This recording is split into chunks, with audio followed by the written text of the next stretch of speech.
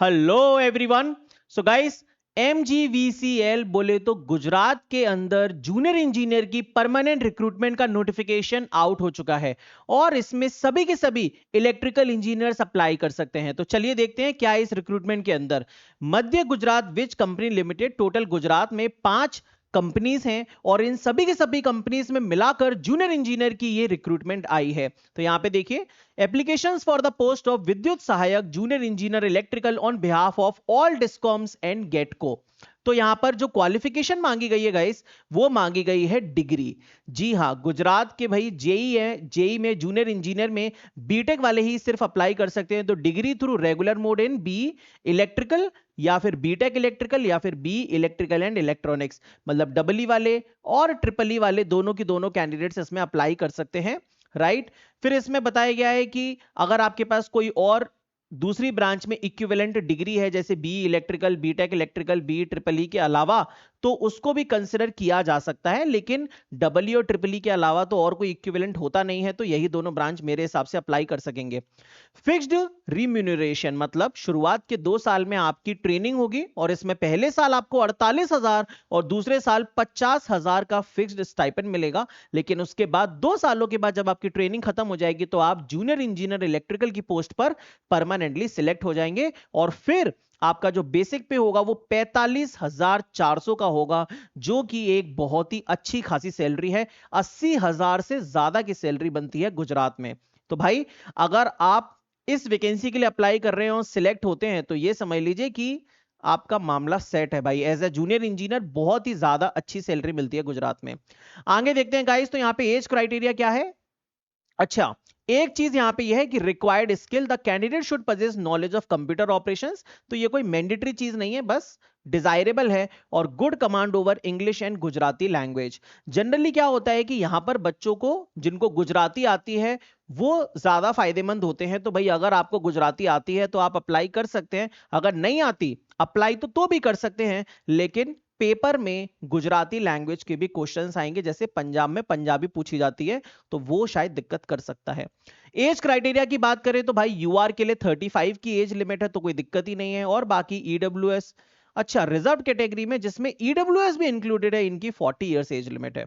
ठीक है, नीचे चले गाइस और मेन चीजों पे। तो वैकेंसीज कितनी है, तो वैकेंसीज है टोटल 183। जी हां, 183 वैकेंसीज हैं। यहां पर देख सकते हैं ये 5 कंपनी है, गेटको, डीजीवीसीएल, एमजीवीसीएल, यूजीवीसीएल और पीजीवीसीएल। टोटल 183 वैकेंसी है, जिसमें एससी के मेल फीमेल की नहीं है।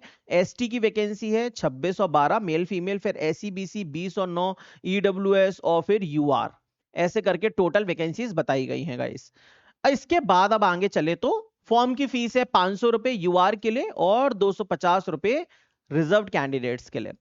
एप्लीकेशन फॉर्म दोस्तों 12 जून से, मतलब परसों से स्टार्ट हो रहे हैं और 2 जुलाई तक आप लोग इसमें अप्लाई कर सकते हैं। और ये गुजरात जेई का पेपर काफी जल्दी हो जाता है, तो जो भी बच्चे तैयारी करना चाहते हैं इसकी एकदम शुरू से ही लग जाइएगा भाई, समझ गए ना, क्योंकि ज्यादा टाइम नहीं मिलता है इसमें।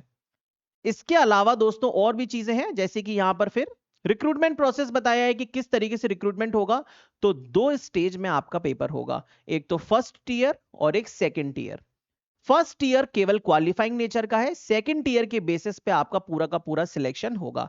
जैसे आरआरबी जेई में होता है ना कि फर्स्ट ईयर में पूरा नॉन टेक, सेकंड ईयर में टेक, उसी तरीके से यहां पर भी पूछा जाएगा। ठीक है, फर्स्ट ईयर में पूरा नॉन टेक, सेकंड ईयर में टेक। तो ये देखिए, यहां पे बताया गया है कि फर्स्ट ईयर में क्या क्या पूछा जाएगा। रीजनिंग आएगी कितने नंबर की, 15 नंबर की, 15 क्वेश्चंस। एप्टीट्यूड आएगा 15 क्वेश्चंस, 30 क्वेश्चन हो गए। फिर इंग्लिश आएंगे 20 क्वेश्चन, तो 50 हो गए। फिर गुजराती पूछी जाएगी भाई 20 नंबर की, तो 70, 10 नंबर का जीके और 20 नंबर का कंप्यूटर। तो ऐसे करके ये पूरे 100 मार्क्स का है। इसमें से आपको मिनिमम कितने मार्क्स लाने हैं, 50 मार्क्स लाने हैं। ये देखिए, अगर 50 से कम आए आपके तो फिर आप प्रोसेस से बाहर ही हो जाएंगे। कट ऑफ क्लियर करना पड़ेगा वैसे तो, मतलब, लेकिन मिनिमम क्वालिफाइंग मार्क्स 50 हैं। तो बोला है the CBT examination will consist of 100 marks and the candidates who score 50 or more marks in case of UR and 45 above marks will only be called for second tier। मतलब minimum qualifying marks हैं 100 में से 50। अगर 50 से भी कम लेके आते हो तो फिर आपका सिलेक्शन नहीं हो पाएगा। ठीक है गाइस, इसके बाद अगर सेकंड ईयर की बात करें तो उसका क्या प्रोसेस है भाई, इसको भी देख लेते हैं। तो सेकंड ईयर में पूरा का पूरा इलेक्ट्रिकल इंजीनियरिंग के ही सिलेबस भरा पड़ा है। ये देख लो, basic power system, transmission, power system protection, machine, DC battery, earthing, material, AC DC, और फिर यहाँ पे इतना सब कुछ, ये पूरा का पूरा सिलेबस गुजरात का ही है। ठीक है, इसमें भी भाई 100 ही क्वेश्चन आएंगे, 100 नंबर के 1/4 की नेगेटिव मार्किंग रहेगी, और जो फाइनल सिलेक्शन होगा आपका वो इसी के बेसिस पे होगा सेकंड ईयर पे। क्लियर है गाइस? और तो बाकी फिर जनरल इंफॉर्मेशन दी गई है, बाकी की इधर उधर की चीजें हैं। ठीक है, तो मेनली जो बात थी वो ये थी कि भाई अदर स्टेट के बच्चे अप्लाई तो कर सकते हैं, लेकिन उनको गुजराती लैंग्वेज आनी चाहिए। तो भाई मुझे तो नहीं लगता कि किसी को भी गुजराती लैंग्वेज आती होगी, तो जिनको आती है भाई वही अप्लाई करे। और 183 वैकेंसी है, 12 जून से फॉर्म स्टार्ट हो रहे हैं। इसकी प्रिपरेशन के लिए आपको कोई भी हेल्प चाहिए हो तो इंजीनियरिंग इनोवेशन ऐप डाउनलोड करके वहां पे एडमिन सेक्शन पे मैसेज करिएगा, आपकी डेफिनेटली हेल्प की जाएगी। ओके गाइस, इस वीडियो को लाइक कर दीजिए, चैनल को सब्सक्राइब कर लीजिए for more regular updates. Thank you.